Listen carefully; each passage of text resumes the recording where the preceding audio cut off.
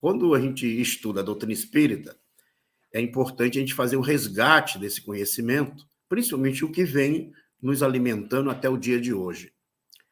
E o que veio nos alimentando foi as crenças, de uma forma geral. Se nós hoje temos a doutrina espírita, que está constituída há menos 165 anos, nós temos anteriormente todo um conhecimento na qual nós ficamos ou geramos, né, a nosso modus operandi, a maneira de viver. E essas crenças, elas nos trouxeram vários momentos de crescimento, vários momentos de dúvida, vários momentos de ajuste perante a vida. Mas quando a gente chega na doutrina espírita, é preciso fazer essa diferenciação, é preciso fazer esse corte, vamos dizer assim, como diz no jargão científico, né? Esse corte epistemológico, ou seja, daquilo que era e daquilo que eu posso, a partir daí, entender, que é justamente um novo paradigma. Se eu não fizer esse caminho de busca desse novo paradigma, que a doutrina espírita propõe, eu continuo pegando o conteúdo de outras crenças, de outras visões, de outras teorias, de outras ideologias, e trago para fazer, de uma certa forma, uma aproximação com o conteúdo espírita, e aí eu tenho dificuldade de fazer essa mudança comportamental. Por quê? Porque eu me alimento ainda de ideias que eu já gerei ao longo do tempo. Então, esse processo mento-emocional que nós vivemos hoje é um resultado a princípio, de 20 séculos de cristianismo. Nós tivemos aí 20 séculos, praticamente, de formação do cristianismo, e aí é bom lembrar que essas informações, ao longo do tempo, elas nos trouxeram várias situações, vários comportamentos, várias propostas e várias situações emocionais, porque foi sempre colocada uma ideia de punição, as penas eternas, o sofrimento eterno, né? Aquela visão mais aterradora, né, do mal. Então, quando a gente não faz essa ressignificação desses conceitos, nós continuamos a construir o mesmo pensamento. Por quê? Porque está lá no nosso psiquismo, de vidas anteriores que já vivenciamos, ou até processo educativo da própria família, dos pais, dos avós, né, que vieram nos passando aquele modus operandi. Então, enquanto eu não fizer essa ressignificação, eu vou estar construindo ou vou estar reproduzindo os mesmos ideias e os mesmos comportamentos. E aí, o que acontece de uma forma geral? O que nós aprendemos, vamos dizer assim, quando se toca de perto a questão do sentimento, a questão das emoções, a questão das dificuldades pessoais? Eu sempre tento encontrar a culpa. Eu sempre tento encontrar alguém que me proporcionou ou me fez que isso acontecesse. Ou seja, é uma influência negativa, é a influência do mal, é a influência dos espíritos negativos, como a gente aprendeu nas crenças anteriores, né? O diabo, a influência negativa dos espíritos maus que desejam levar o homem para o erro, para a dificuldade. Então, é isso que nós nos alimentamos. Mas quando eu chego na doutrina espírita, eu preciso fazer uma ressignificação. E é o que nós vamos procurar conversar na manhã de hoje, no sentido de mostrar um raciocínio que está na doutrina espírita. Nós vamos estar citando aí os conteúdos, né, doutrinários para esse trabalho do nosso entendimento. Então, o primeiro ponto, para que a gente possa entender, é justamente a questão da evolução humana. Então, nós temos em primeiro plano, no primeiro momento, né, essa questão instintiva. Então, veja bem, o que eu estou mostrando essa questão instintiva? Se nós pegarmos o livro A Gênese, publicada pelo nosso codificador, então, só lembrando, né, a doutrina espírita, o arcabouço doutrinário da doutrina espírita, ele está inserido em 5 obras básicas. O Livro dos Espíritos, que foi publicado no ano de 1857, o livro dos Médios, que foi publicado em 1861, o Evangelho segundo o Espiritismo, que foi publicado em 1864, e depois do Evangelho segundo o Espiritismo, nós temos o livro O Céu e o Inferno, que foi publicado no ano de 1865, E no ano de 1868, nós temos a publicação da Gênese. A Gênese kardeciana, diferente da Gênese mosaica. Então, o que importa entender essa sequência de conteúdo? Porque aí está o arcabouço doutrinário do Espiritismo, na qual nós devemos avançar no sentido de adquiri-lo, para poder entender como é que nós devemos nos ajustar hoje. Então, lá no capítulo 3, só lembrando que a Gênese, gente, o livro A Gênese do Codificador, cada capítulo dela, ele está ligado às crenças, está ligado às ciências, melhor dizendo, né, atuais. Então, cada capítulo, se eu pegar um capítulo, analisar, eu vou verificar que ele tem uma correlação direta com uma ciência. Uma ciência que os homens, nós, seres humanos, criamos. Então, cada uma delas, isso aí talvez seja um conteúdo para um outro momento. O capítulo 3, em especial, ele vai falar sobre o bem e o mal, a origem do bem e do mal. E quando ele fala sobre a origem do bem e do mal, ele está tratando de psicologia, de psiquiatria, de ciências do comportamento, principalmente das questões da sociologia, aonde nós vamos identificar essa origem do bem e do mal. Então, o que o nosso codificador começa a trabalhar logo no início? A primeira parte, o primeiro momento nesse capítulo que ele trabalha é a questão do instinto. O instinto, na realidade, ele vai mostrar que é uma necessidade básica do ser humano. Então, ele faz uma distinção entre instinto e inteligência. Por que ele faz esse trabalho antes? Porque no momento que ele começa a falar sobre a origem do bem e do mal, ele diz que na percepção do entendimento, né, de analisar Deus, Deus não criou nenhuma criatura para o mal. Criou todos nós simples e ignorantes, como consoante a questão 115. Então, vejam, ao perceber, ao entender isso, ele mostra que não existe nenhuma hipótese, né, de ser criado uma criatura que possa nos influenciar, como nós aprendemos em outras crenças. Porque se assim houvesse uma criatura para o bem, que é Deus, e uma outra para o mal, essa criatura teria a força igual, no sentido de sempre estar criando dificuldade para a nossa caminhada.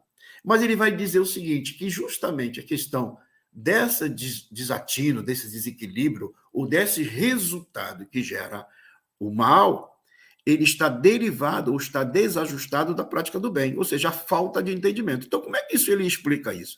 Ele diz que no início da nossa formação, e aí os animais é um exemplo básico disso, o instinto, praticamente, ele existe como um processo de proteção.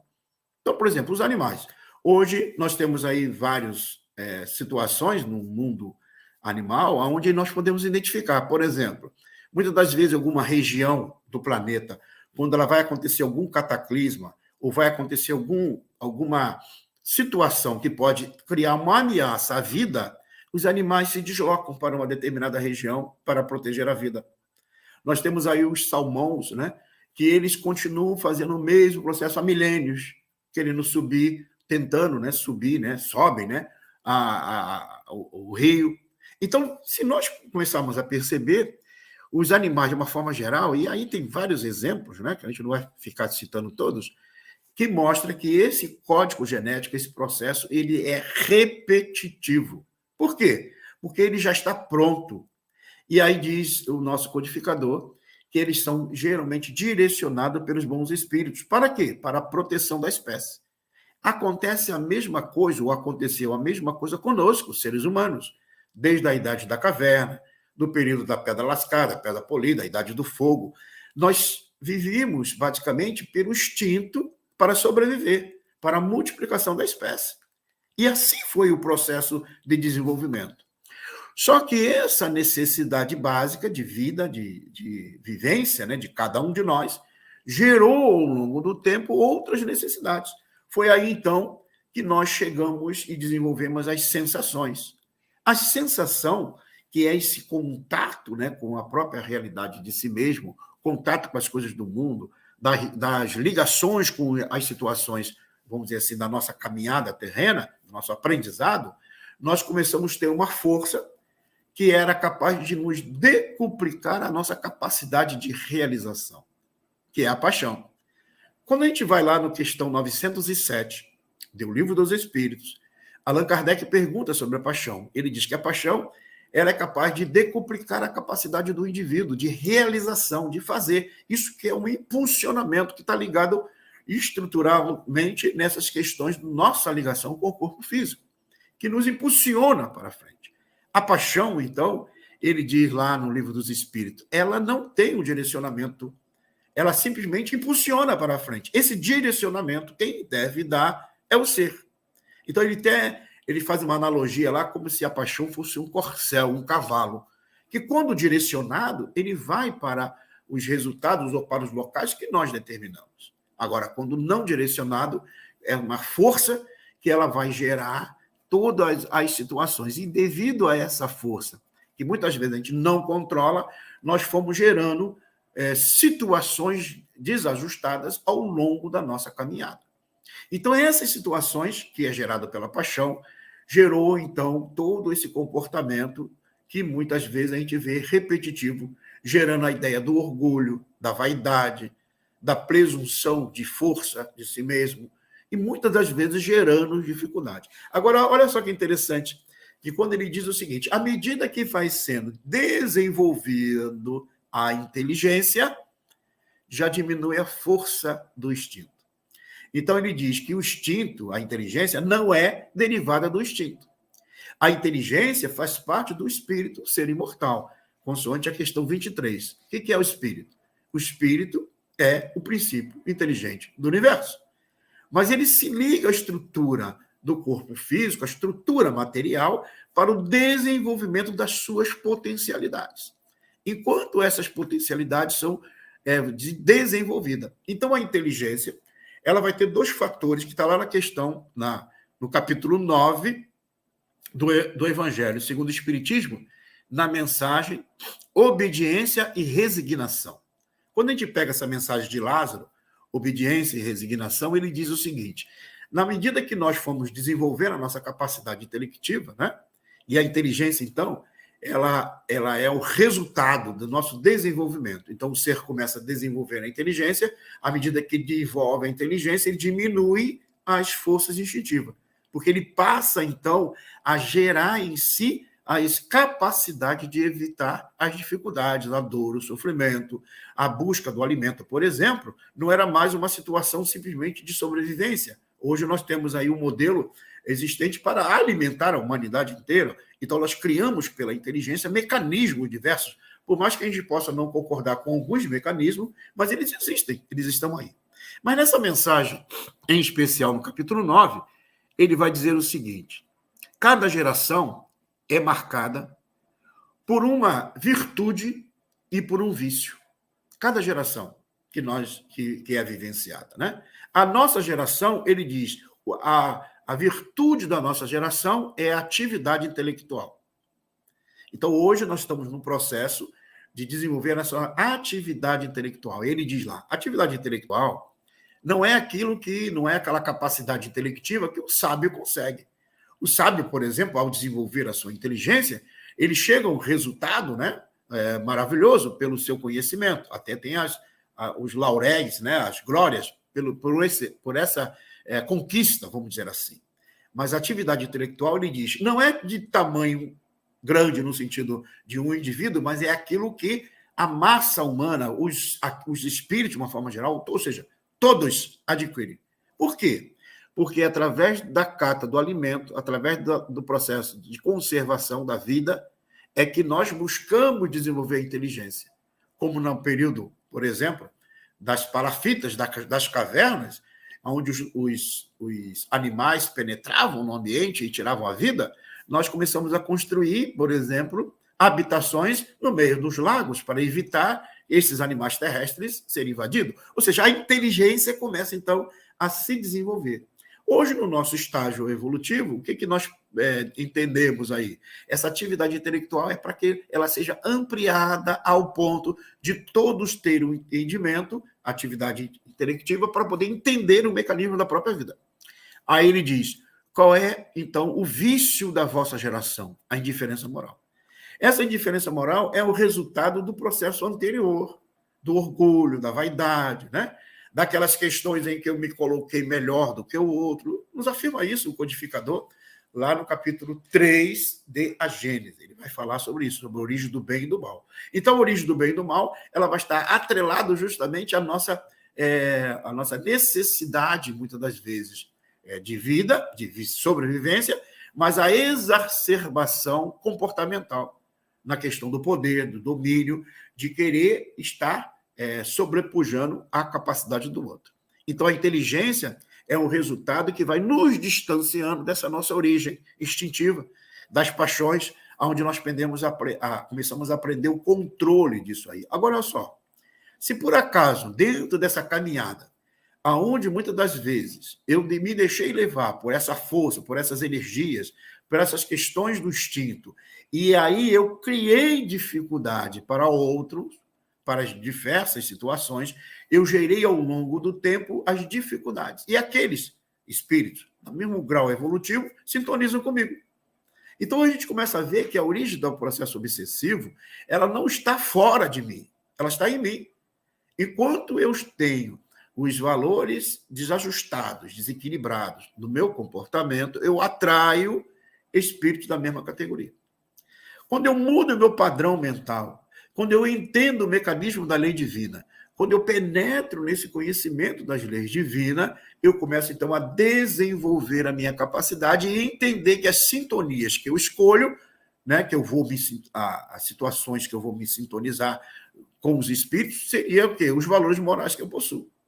Então, se eu não tenho esses valores morais, essa indiferença moral, que é um comportamento da nossa geração, vamos dizer assim, das dificuldades que nós criamos, nós somos indiferentes moralmente com a vida, com um, com A, com B, conosco mesmo, até no meio familiar. Então, essa indiferença moral, que é justamente o vício da nossa geração, é que faz que a gente sintonize com almas com a mesma característica. Então, aonde é que está o fator primordial dessas influências? Justamente naquele desenvolvimento moral que nós não conseguimos ainda desenvolver. E aí, o que acontece? Só para a gente poder entender. Então, veja, lá na questão 23 do Livro dos Espíritos, Allan Kardec vai falar-nos a respeito que o espírito é o princípio inteligente do universo. Todo ser inteligente é capaz de elaborar pensamento. Então, a inteligência faz que o indivíduo elabore pensamento. E o pensamento, para se tornar realidade, para que ele se possa se concretizar, é impulsionado pela vontade, a vontade de se fazer. Então, eu penso, eu raciocínio, eu mentalizo, eu desenvolvo mentalmente e realizo através da vontade. Então, à medida que eu vou desenvolvendo a minha inteligência, eu vou desenvolvendo a capacidade de pensar e vou agindo pela vontade. Por acaso, se meu pensamento foi para uma área desajustada, a minha vontade vai fazer que eu realize esses comportamentos desajustados. Se a minha inteligência, o meu pensamento foi para a área salutar, melhor de viver a existência, de construir algo num bom, num belo, na ajuda ao próximo, o meio e a vontade vai fazer que isso se concretize. Então, perceba que a vontade é o direcionamento. Então, daí nós começamos a entender que surge o livre-arbítrio. Então, quanto maior a nossa capacidade intelectiva, quanto maior a nossa escolha, capacidade de escolher, nós começamos a distinguir entre o bem e o mal. Essa distinção entre o bem e o mal, essa é uma escolha, ela é gerada pelo nosso livre-arbítrio. Então, quanto maior o nosso livre-arbítrio, maior o quê? A nossa responsabilidade. Então, vejo que aí a doutrina espírita começa a tirar essas questões atávicas psicológicas da culpa. A culpa de A, a culpa de B, de Adão e Eva, né? Porque a gente, no pecado original, ou algo nesse sentido. Então, nós começamos aí a entender que a doutrina espírita tira essas bengalas psicológicas e coloca em nossas mãos a responsabilidade. Então, nós somos responsáveis pelos nossos atos. Por isso que há uma consequência do comportamento. Por isso que nós temos uma consequência comportamental pelo livre-arbítrio. Olha bem, diferente dos animais. O animal, por exemplo, como ele está na estrutura da vida instintiva, ele é protegido, é uma vida para proteção do seu desenvolvimento. Tanto é que o animal ele não vai ter o livre-arbítrio. Por quê? Porque ele é impulsionado dentro daquele modelo e o princípio espiritual que está ali em processo de individualização só vai ocorrer isso lá no reino hominal. Está lá na questão 600 do Livro dos Espíritos, onde Allan Kardec diz que o que caracteriza um espírito que chegou na fase hominal é a consciência de si mesmo. O animal, por exemplo, o cachorrinho, que mordeu o pé do dono, ele não vai reencarnar na próxima existência sem dente, porque ele tem que reparar o passado dele, percebe?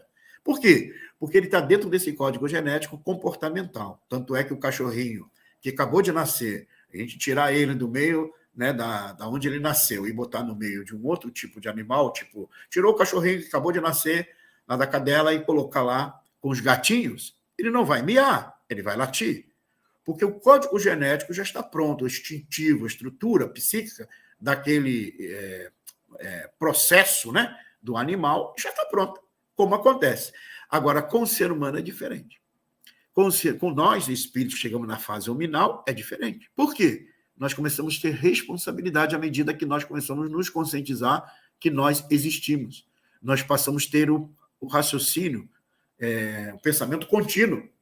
Então, esse pensamento contínuo que não tem nos animais, nós começamos a perceber e desenvolver a nossa capacidade. Então, o livre-arbítrio é um resultado da evolução humana. Então, entendendo que o instinto vai diminuindo à medida que nós aumentamos a nossa capacidade de interação intelectiva e a complexidade na própria ação comportamental. Agora, por que existe o mal e existe essa dicotomia bem e mal? Porque muitas das vezes nós temos direcionamento das leis divinas, que é o caminho para o bem, para a harmonia geral, mas pelo livre-arbítrio nós escolhemos outro caminho. Então veja que a origem do bem e do mal está na escolha, como diz o próprio codificador, lá no capítulo 3 do livro A Gênese. Bom, e quando a gente chega a ter a área, né, da nossa capacidade intelectiva desenvolvida, o livre-arbítrio, nós começamos, então, a distinguir o bem do mal, e aí nós apresentamos o comportamento dos nossos sentimentos. Então, se eu tenho uma percepção errada ou uma escolha, né, contrária à prática do bem, da harmonia universal, que é o nosso distanciamento, ou nós deixamos de perceber a nossa origem divina, porque nós somos filhos de Deus, somos filhos da luz, devemos somar mais luz ao nosso entendimento. O que acontece? Muitas das vezes, o desajuste faz que a gente tenha sentimentos desajustados, de não considerar o outro, de não acreditar, de não aceitar, de querer destruir o outro, de querer criar todas as dificuldades na vida para criar os problemas diversos. Agora, se por acaso eu dulcifico, se por acaso eu trabalho esses sentimentos de acordo com as leis divinas, e é bom só lembrar, amigos, que na questão 614 e 615 do Livro dos Espíritos, Allan Kardec pergunta sobre a lei de Deus, e os Espíritos respondem: a lei de Deus é eterna e imutável como o próprio Deus. O homem, o ser humano, só é infeliz quando dela se afasta. Então, vejam, a nossa felicidade, a nossa dor, o nosso processo de dificuldades emocionais, morais, existente hoje conosco, é o nosso distanciamento das leis divinas. E aí ele pergunta lá na questão 621, onde está escrito a lei de Deus? E os Espíritos respondem: na nossa consciência. Então está em nós a lei divina. Mas a gente despreza essas leis divinas pelo nosso livre-arbítrio, gerando, então, sentimentos contrários ao bem. E aí há uma necessidade de se colocar no lugar essa energia na qual nós desviamos temporariamente. Por quê? Porque a nossa origem é divina. Não tem como eu apagar esse processo, por mais que eu destoe no meu comportamento moral, emocional, né? E aí eu estou destoando, vamos dizer assim, dessa nossa caminhada terrena. Mas, mesmo assim, há o caminho de volta. Por isso que o processo reencarnatório é o melhor caminho para nós nos ajustarmos. Então, nós viemos ao longo do tempo, praticamente 20 séculos, aprendendo dentro de crenças diversas, modos operantes comportamentais. Criamos dificuldades, tiramos vida de pessoas em nome desse processo religioso que nós acreditamos. Fizemos diversas situações. Hoje, ao chegar na doutrina espírita, nós precisamos fazer esse corte epistemológico, ou seja, deixa isso passado, isso aí não tem que fazer mais o processo, é difícil, tá? Porque há uma tendência natural nossa, querer pegar uma situação anterior e trazer para a vida presente, para poder justificar. Mas olha só que interessante, nos fala lá na questão 886, quando Allan Kardec pergunta assim, como é que é entendido o termo caridade por Jesus? E Jesus e os Espíritos respondem, Jesus entendia a caridade como sendo benevolência para com todos, indulgente com faltas alheias e perdão das ofensas. Então, vejo que aí o próprio Cristo, que é o nosso irmão maior, ele veio já nos mostrar como o uso do livre-arbítrio na prática do bem vai gerar um resultado feliz. Então, quando ele fala ali benevolente, a capacidade de ser benevolente é em tudo, no pensar, no agir, no olhar. Lá em Mateus, no capítulo 4, ele vai registrar assim, quando Jesus, né, no diálogo de Jesus com os discípulos, ele diz assim, se teus olhos forem bons, todo o teu corpo será luminoso. Opa, já começamos a perceber, então, que as trevas, a dor, o sofrimento, a doença, o desequilíbrio, ela está atrelada ao quê? Justamente a maneira como eu vejo a vida. Justamente a maneira como eu encaro a situação. Então, quem está gerando mal? Sou eu mesmo, para mim. Não estou gerando mal para o outro, estou gerando para mim. Então, quando eu não sou benévolo, a capacidade de ser benevolente é capaz de ser bom, de olhar com bondade, de ter uma percepção com bondade consigo mesmo, com o próximo, em relação a Deus. A indulgência é ser doce por dentro. É a capacidade de eu perceber, de eu entender em relação ao outro. Se o outro é capaz, ou está cometendo atos que eu considero errados, eu tenho que ser indulgente, sabe por quê? Porque eu também posso cometê-los. Então, no meu grau evolutivo, no nosso grau evolutivo, nós estamos atrelados a comportamentos mais ou menos semelhantes. Então, quando eu coloco só que o outro está errado e eu me coloco como melhor, eu estou me botando na posição de egoísta, de orgulhoso. E aí eu estou me distanciando, estou me aproximando o quê? Do desajuste dessas energias, do desequilíbrio, gerando mal. Agora, quando eu entendo isso, eu me aproximo dos bons sentimentos. E o perdão, ele diz, é agir como se fosse Deus. Então, nós temos lá no capítulo do Evangelho, capítulo 10, capítulo 11, capítulo 12, o desenvolvimento dessa questão 886, para a gente entender. Então, voltando. Nós tivemos o instinto no início, a inteligência fez que a gente superasse o instinto, desenvolvesse, passamos a ser senhor de nós mesmos, enquanto lá no passado a gente precisaria da proteção, por isso que o instinto existia, ele deixa de existir na medida que eu desenvolvo a inteligência. Por exemplo, se eu pegar lá a lei de destruição, no livro dos Espíritos, na terceira parte, e ler sobre a lei de destruição, os Espíritos vão dizer basicamente o seguinte, que a destruição necessária e a destruição abusiva. A necessária, por exemplo, os cataclismas, né? As pandemias, as maremotos, terremotos, ou seja, toda essa dificuldade material que muitas vezes acontece e há uma massa de indivíduos que desencarnam, né? Esse desencarne coletivo, ele diz lá que muitas das vezes essas situações ocorrem para haver o progresso da humanidade, para impulsionar o progresso. Então, vejo que o impulsionamento do progresso está justamente nisso. Vou dar um exemplo. Vamos supor que numa determinada região se verificou, né, aconteceu um cataclisma, como aconteceu aí com essas mudanças das placas tectônicas do movimento do globo, e aí aconteceu essas ondas gigantescas e tirou a vida de milhares. Só que à medida que nós desenvolvemos a inteligência, o que acontece? Nós começamos a detectar com antecedência as regiões que poderão acontecer os desencarnes coletivos. E aí, com a inteligência e a capacidade de desenvolvimento tecnológico, seja o que for, nós começamos a evitar o mal. Então, veja, é evitável. Por que é evitável? Porque é a inteligência. Ah, mas no passado, como é que aconteceria? Aconteceria pelo instinto. Instintivamente, eu perceberia que aquele local, aquela região, eu teria me deslocar para outro para poder sobreviver. Agora, com a inteligência, nós precisamos utilizá-la para evitar que aconteça. Bom, se na inteligência eu posso evitar os cataclismas, as situações, as pandemias, como aconteceu agora, né? Do Covid, nós vimos aí a ciência avançando, correndo e atualizando vacinas e tudo mais, a gente vê a velocidade que aconteceu agora em relação às outras doenças que há muito tempo está na humanidade e demoraram anos, né, décadas, para poder chegar a um resultado de uma vacina. Então, isso tudo, a inteligência, é produto da inteligência. Agora, se fosse na época, no período ainda da nossa infância, vamos dizer assim, evolutiva, o instinto tomaria conta. Como o instinto agora diminuiu, a inteligência tem que tomar conta. Só que essa mesma inteligência que é capaz de a gente fazer a proteção da nossa vida é a mesma que nós temos que usar para evitar que essas forças da sensação, da paixão, essas energias contrárias que faz a gente se tornar egoísta, nós começamos a evitá-las. Por quê? É pela inteligência. Porque aí eu começo a verificar que não é através de uma atitude egoísta, não é através de uma atitude de orgulho que eu vou ter o resultado. Então, o mal começa a surgir por uma escolha. Da mesma forma que eu trabalho para evitar as mortes coletivas, as dificuldades, como tem, por exemplo, a destruição abusiva, que são as guerras, que nós podemos evitar através de mecanismos, como acontece hoje, né, os mecanismos existentes no mundo. Agora, em relação ao comportamento moral do homem, nós devemos usar a inteligência. Por quê? Porque nós somos filhos de Deus.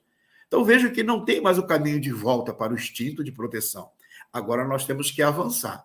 Então, por isso que os sentimentos, então, elevados à altura, como diz Lázaro no capítulo 11 do Evangelho segundo o Espiritismo, ele vai nos levar a resultados diante da vida equilibrados, ou seja, a benevolência, a indulgência, o perdão. Quando eu desenvolvo essa capacidade, eu não vou mais me acompliciando em erros, eu não vou mais sintonizando com situações desajustadas. Então, por exemplo, se eu tenho sentimentos degradantes, pensamentos negativos, né, conversas vulgares, atraio espíritos vulgares.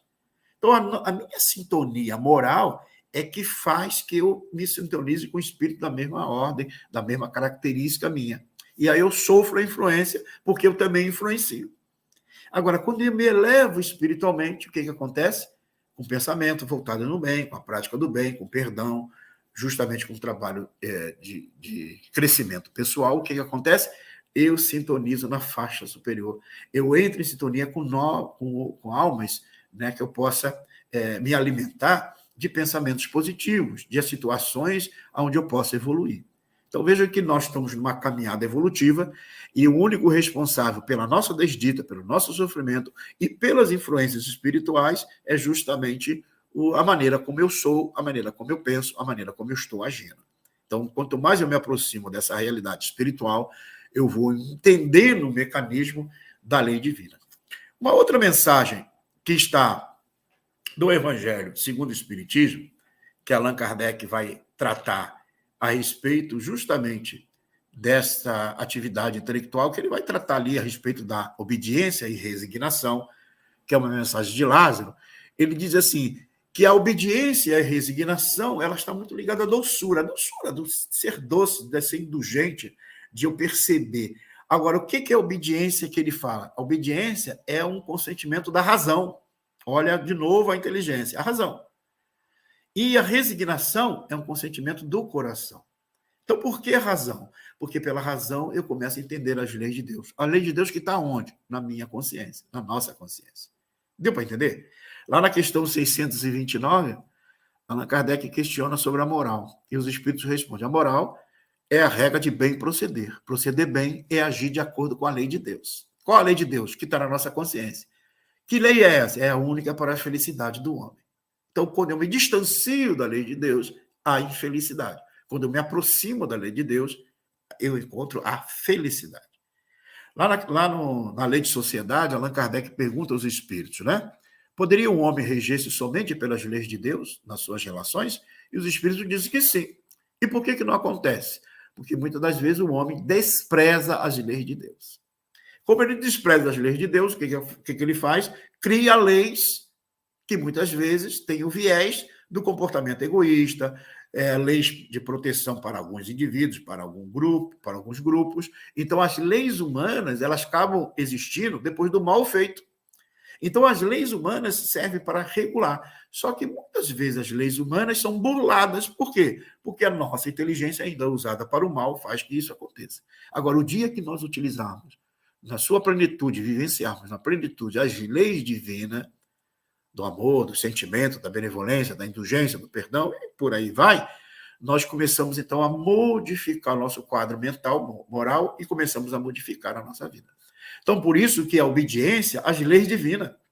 Por isso que a resignação perante as leis divinas daquilo que eu não posso modificar, daquilo que eu tenho para ajustar, como o processo reencarnatório. Eu tenho que voltar quantas vezes for necessária até que eu esteja em equilíbrio. No livro Céu e Inferno, para quem quiser dar uma aprofundada, né? Pegue lá o livro Céu e Inferno, principalmente no capítulo 7, quando fala Código Penal da Vida Futura. Então, ali, os espíritos, né, o nosso codificador registra 34 pontos que falam do Código Penal da Vida Futura. Enquanto o nosso Código Penal humano, a gente pode dar um jeitinho para evitar, né, de ser punido, mas perante o Código Penal da Vida Futura não tem como. Por quê? Porque isso está intrínseco em nós. E ele diz lá, quando nós erramos, quando nós criamos dificuldade, nós temos 3 situações. A primeira dela é o arrependimento. Eu preciso me conscientizar do erro que eu cometi. O segundo momento é a reparação. Ou melhor, o segundo momento é a expiação. Eu expio o erro que eu cometi, o mal que eu executei. E o terceiro movimento é a reparação, fazer o bem àqueles que eu fiz o mal. Deu para entender? Por isso que a gente, quando fala sobre obsessão, muitas das vezes a gente fica espelhando, porque os espíritos me obsediaram, porque isso aconteceu, porque aquilo aconteceu, e aí muitas das vezes eu não paro para pensar o seguinte, sabe por que existe a influência? Porque eu tenho o processo de aproximação, de atração em mim. Tirando esse processo de aproximação em mim, de atração, eu resolvo o problema da obsessão.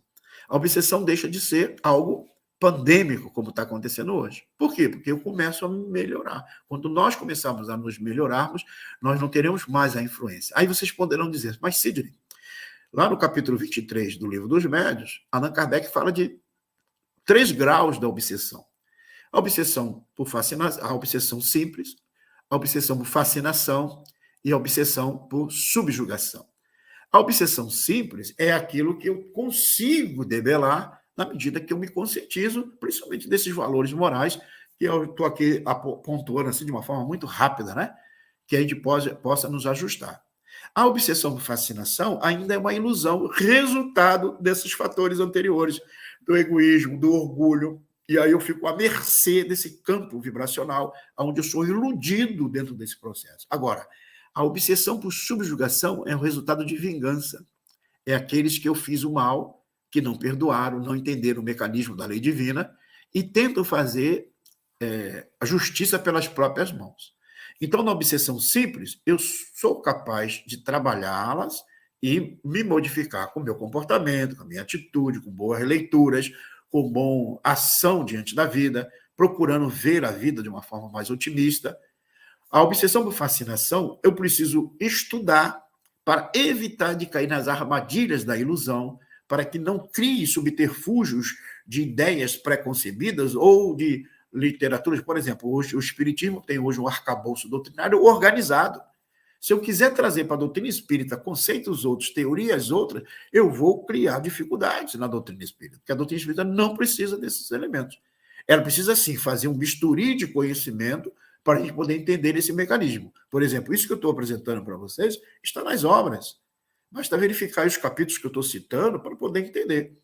Então, quando eu faço esse processo, né, de entendimento, eu vou, então, fazendo essa busca de crescimento pessoal. Então, a obsessão por fascinação, ela pode ser muito bem trabalhada à medida que eu estudo, eu identifico, eu não aceito qualquer comunicação acreditando ser verdade, porque os espíritos podem iludir. Aí eu começo, então, a separar o joio do trigo. Agora, a obsessão por subjugação, muitas das vezes o indivíduo não tem a força devida para poder se ajustar. Por quê? Porque ele se acompliciou tanto em erros passados, em dificuldades passadas, que o resultado hoje é de uma força tamanha onde ele tem a vontade fraca, aquela vontade lá do início, né, capacidade do livre-arbítrio, e então ele é dominado. Aí precisa de uma intervenção de terceiros. Aí entra o trabalho da Casa Espírita. Aí entra o trabalho das nossas reuniões de desobsessões. Aí entra o trabalho de orientação doutrinária para que tanto o obsidiado como o obsessor, que são irmãos, são filhos de Deus, possam ser atendidos, diferente de outras crenças. No espiritismo, os espíritos que influenciam não são considerados demônios, satanás ou algo nesse sentido, são irmãos nossos, são filhos de Deus, igual a nós. Embora o ódio lhe enlouqueceu, né? O mal que lhe foi feito enlouqueceu, e ele precisa também voltar para esse caminho do bem. E avançando, então, na nossa evolução, nós chegamos ao resultado máximo que Lázaro diz, que é o amor. O amor, então, é o resultado desse sentimento elevado à altura, através de uma construção de nós mesmos num processo de felicidade. Daí, então, nós ficamos na sintonia do amor, e mesmo que eu tenha qualquer influência negativa, eu, sintonizado no amor, eu consigo passar para esses irmãos, companheiros, seja o que for, que nos influenciam, a nosso comportamento moral equilibrado. Então, veja que o livre-arbítrio, a nossa capacidade de escolha, gente, é que vai gerar o bem e o mal. O bem, o mal não existe em alguém, em algum lugar. É um resultado do nosso relaxamento com as questões morais. E quando, então, eu procuro me equilibrar moralmente, eu entro nessa sintonia da evolução, chegando ao estado da obediência das leis divinas, de entender, de me resignar perante os resultados nas quais eu estou inserido, porque aí o meu coração compreende que é preciso que eu avance, como hoje a Terra está acontecendo, né? E aí nós chegamos ao estado da evolução humana, do amor, chegando aos picos da angelitude. E para chegar a esse nível, é necessário que a gente caminhe bastante. Só para encerrar, muitas das vezes, alguns companheiros, quando a gente fala disso, falam assim, Cid, mas a Terra não vai conseguir, é muita coisa. Gente, pegue lá o capítulo 3 do Evangelho segundo o Espiritismo, onde Allan Kardec vai tratar a respeito sobre há muitas moradas na casa do meu pai. Ele vai fazer ali uma descrição, né, a respeito dos mundos. Ele vai falar dos mundos primitivos, que é a nossa primeira infância, onde nós desenvolvemos ali a estrutura instintiva, né? Depois ele vai falar do mundo de provas e expiações, que é esse aí, onde nós estamos ali com a indiferença moral, vivenciando, né? Que ainda é o galgar da nossa inteligência e tal. Aí depois ele fala do mundo de regeneração, que é esse que nós vamos valorar a questão do sentimento, da benevolência, da indulgência, que ainda nós não entramos, nós vamos chegar a esse nível, né? E depois ele vai falar, então, dos mundos superiores, do mundo celeste e os mundos divinos. Quando ele fala dos mundos celestes e mundos divinos, peguem lá o Evangelho, por gentileza, anotem, vejam, leiam isso, que é importante. Ele diz assim, nos mundos superiores não existem doenças. Olha só, nós vimos aí que existe, pela lei de destruição, as doenças, os cataclismas, as revoluções climáticas, que traz dificuldade para o nosso desenvolvimento, para o nosso crescimento. Mas ele diz que no mundo superior não existe doenças, não existe desarmonia social, não existe desequilíbrio, ninguém passa necessidade. As leis no mundo superior são harmônicas, em benefício de todos, não em benefício de A, de B, de C. Nos mundos superiores, diz ele lá, nós adivinhamos o pensamento um dos outros. E aí, quando a gente estuda isso, a gente vai entender, mas por que nos mundos superiores nós adivinhamos o pensamento do outro? Sabe por quê? Porque ninguém deseja mais o mal de ninguém. Nós usamos o nosso livre-arbítrio no mundos superiores para o bem, para essa doçura do comportamento moral, da obediência e da resignação. Vivenciamos o amor plenamente para esse estágio da angelitude. Então, vejam, como é que esses espíritos que estão no mundo superiores agem dessa forma? Como é que eles começaram? Começaram também na fase instintiva, numa fase em outros mundos, aonde eles foram evoluindo.